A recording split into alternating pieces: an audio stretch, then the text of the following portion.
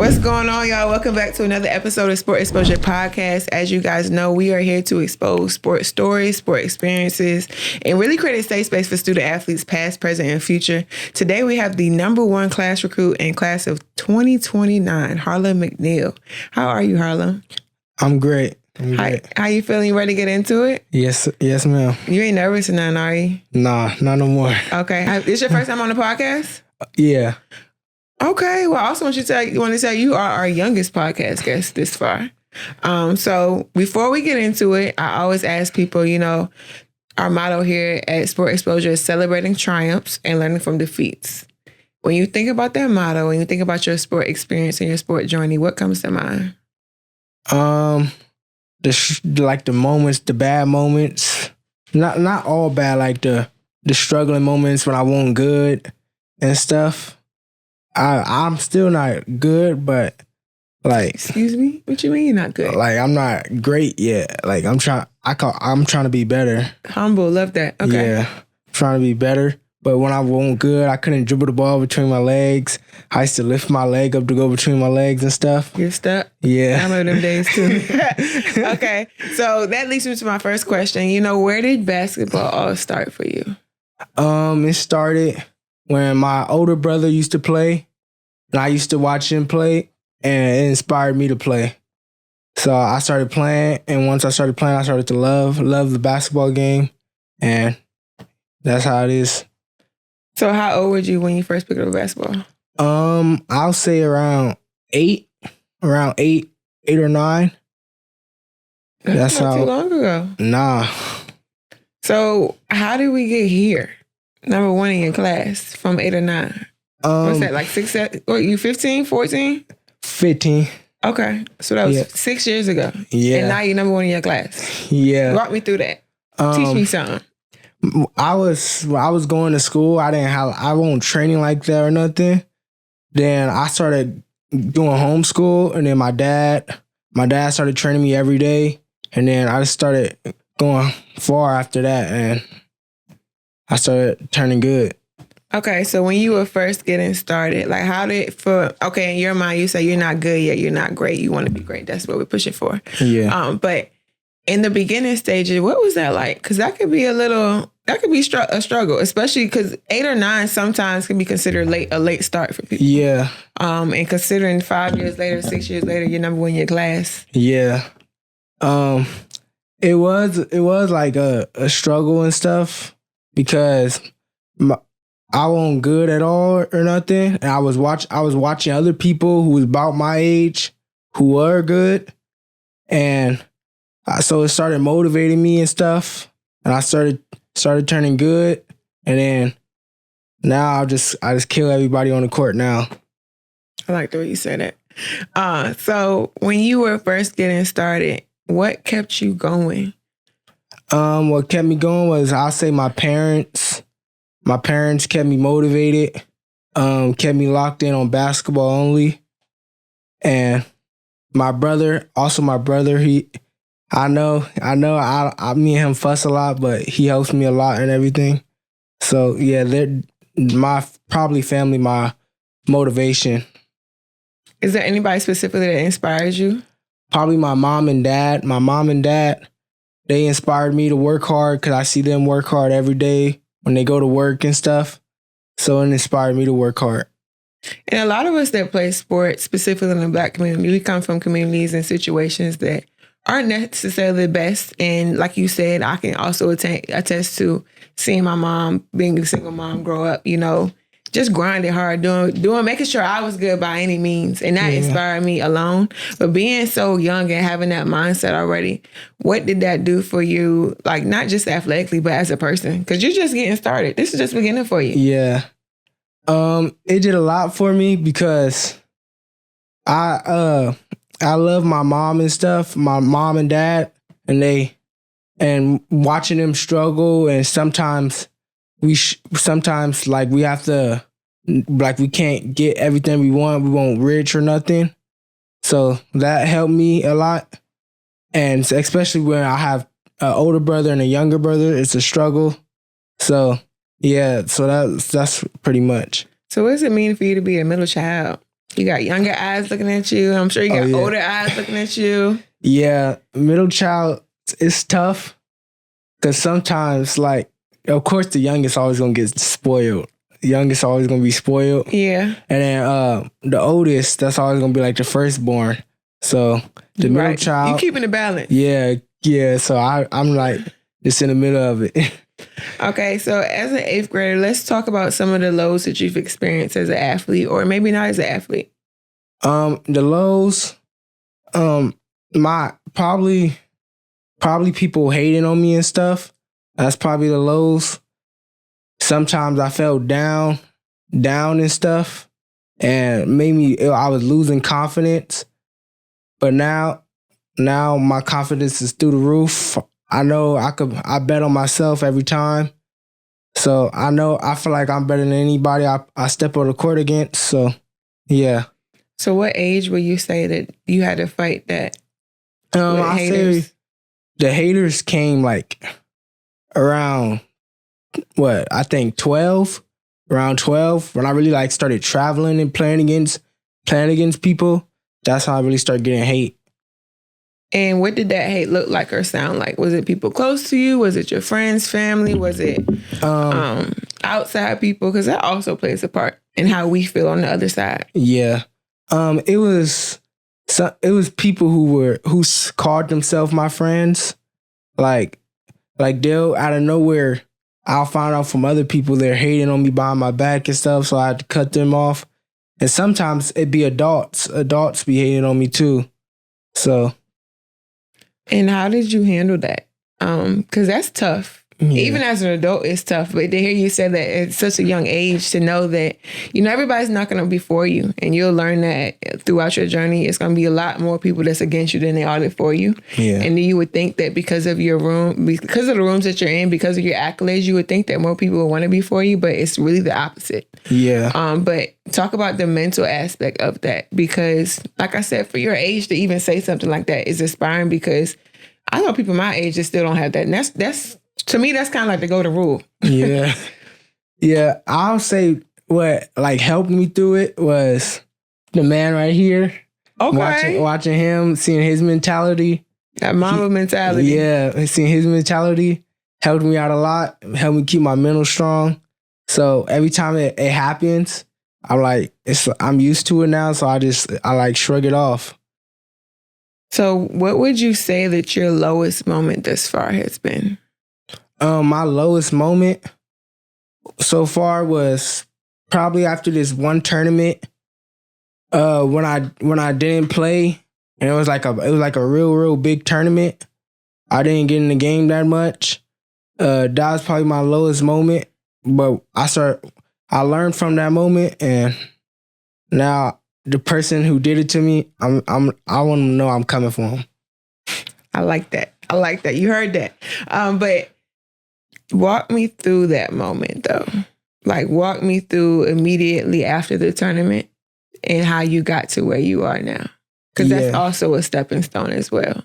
Yeah, after the tournament happened, I seen on Instagram, I wouldn't say my name dropping, but probably I started going down on lists and stuff. And rank? Yeah, and rank. Those were that was their plan.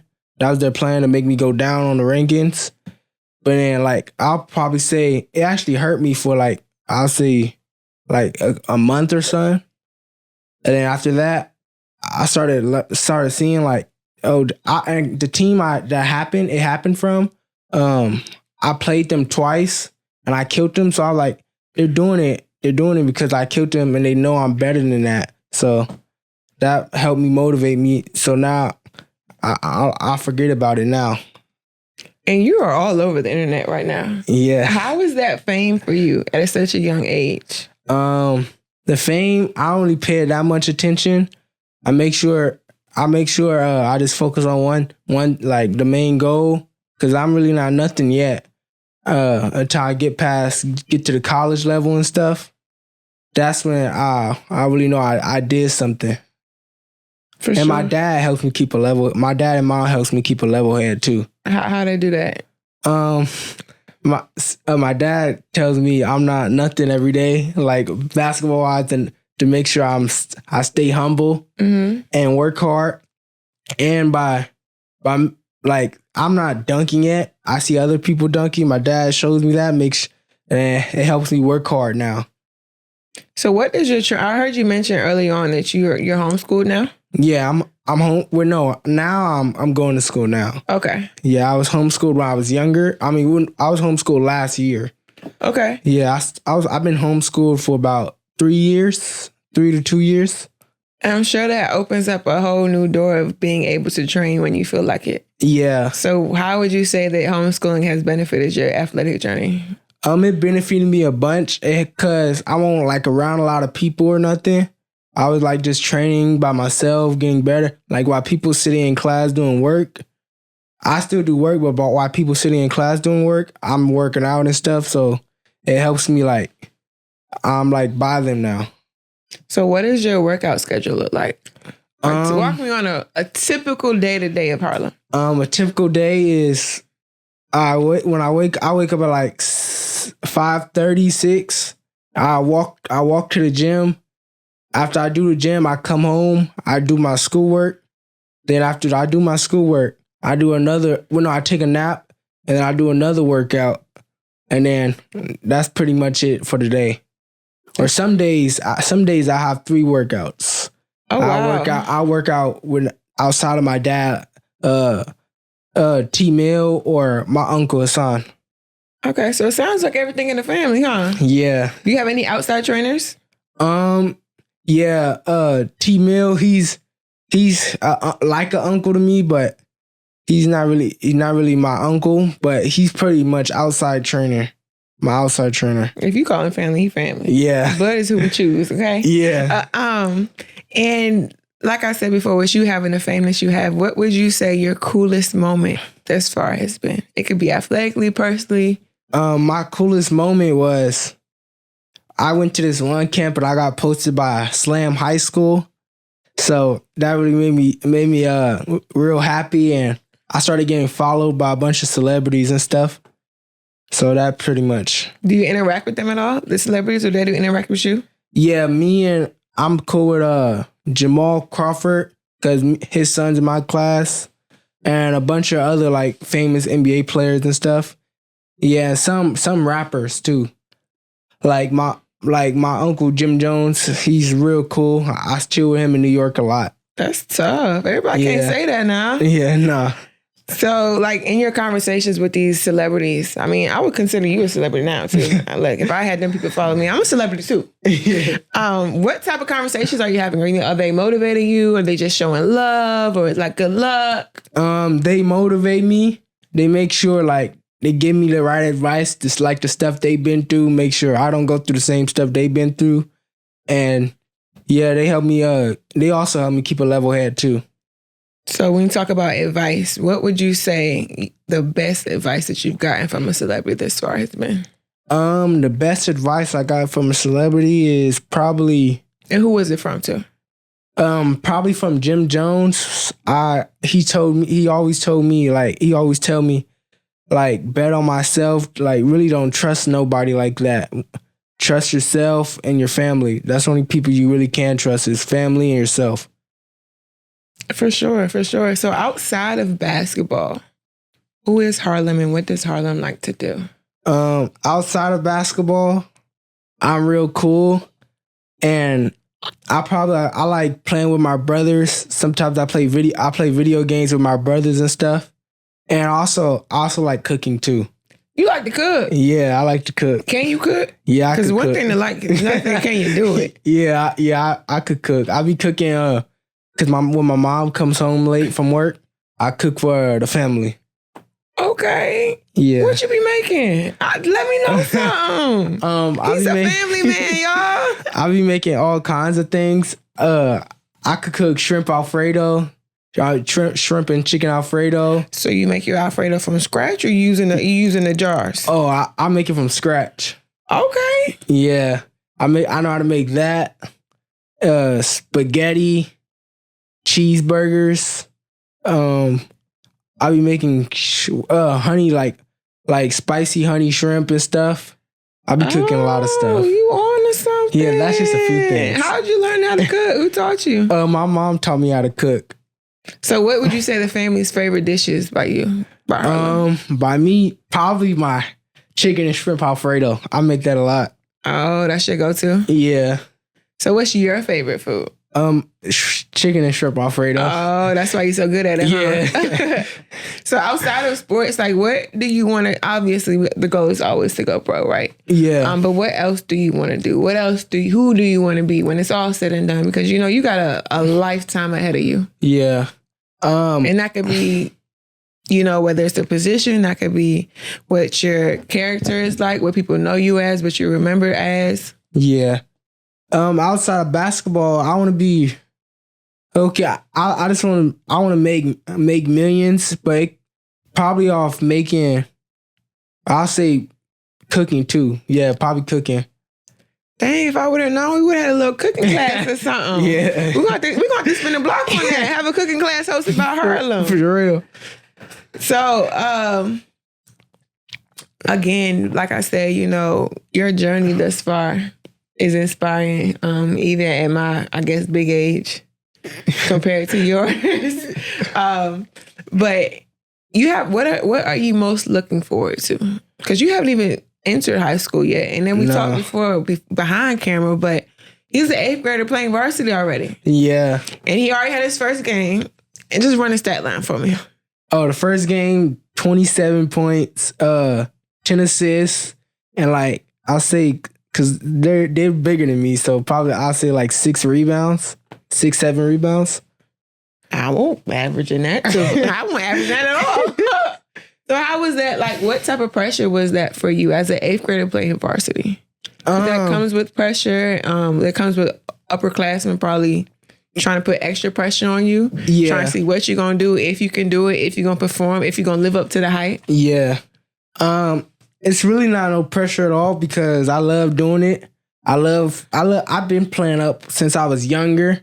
I play I think 2 grades up when in 3rd grade. So I was playing in 5th grade. So it's really nothing. So I'm used to playing up like that. Yeah. So how was it your first game?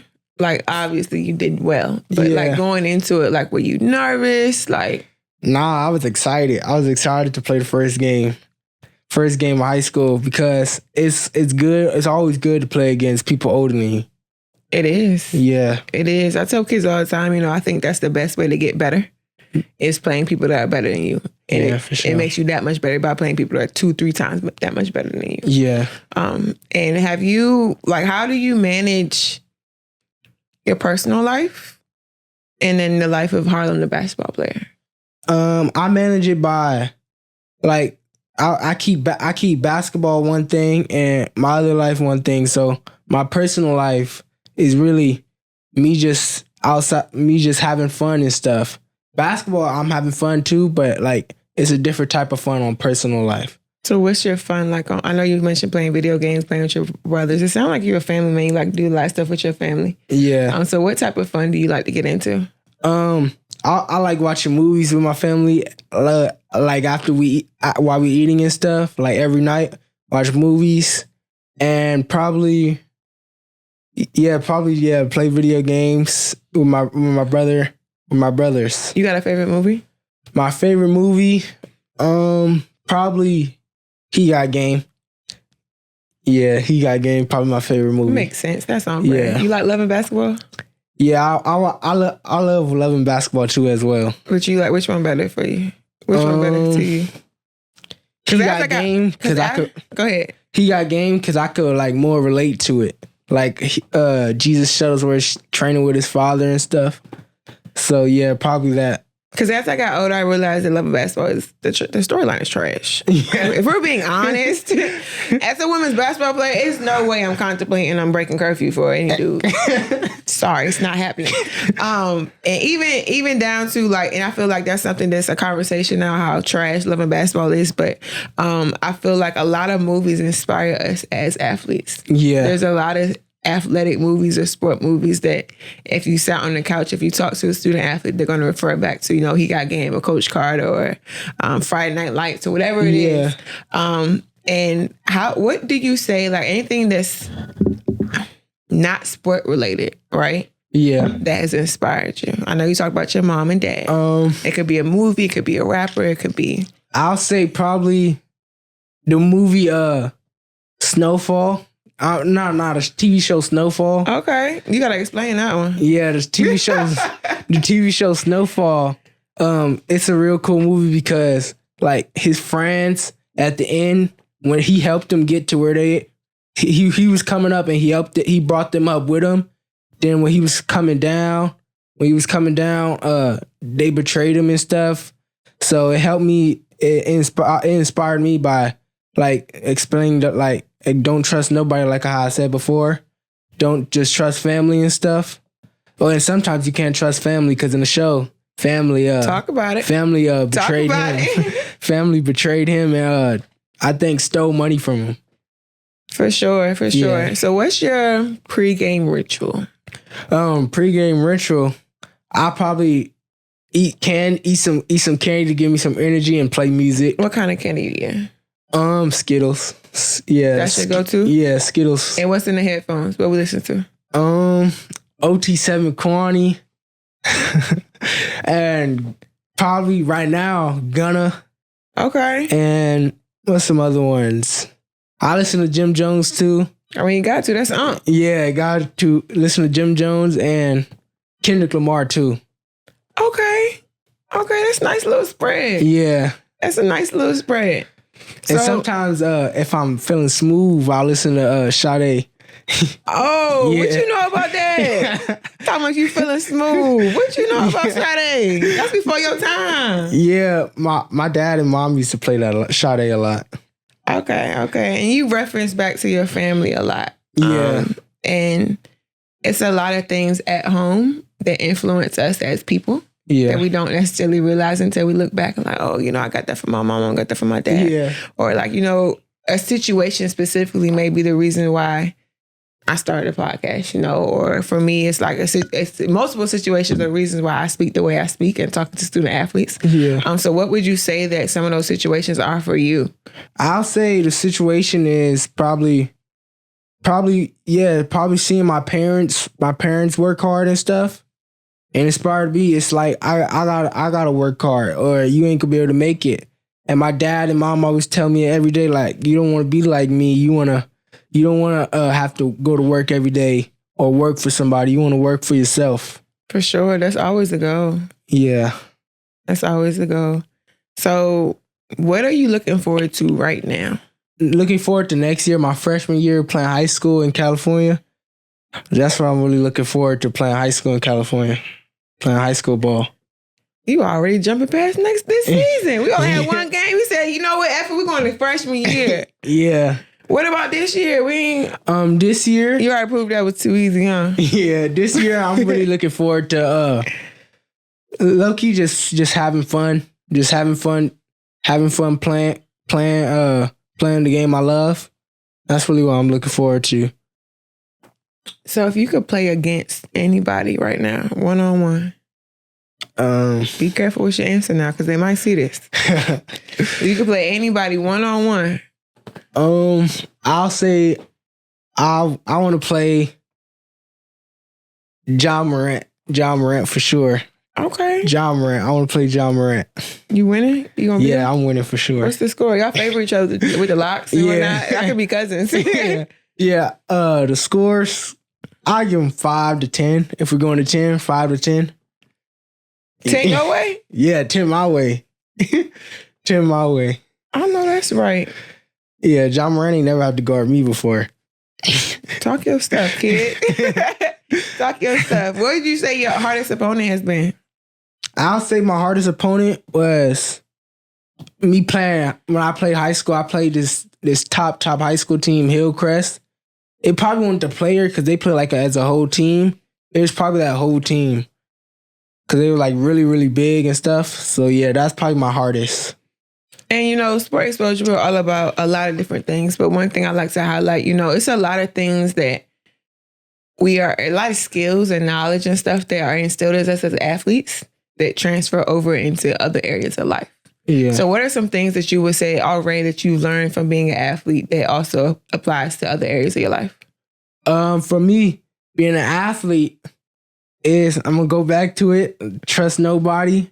Athlete made my heart cold because I done had a lot of friends who turned on me. So that's probably what it is. Is that the only thing? Anything else?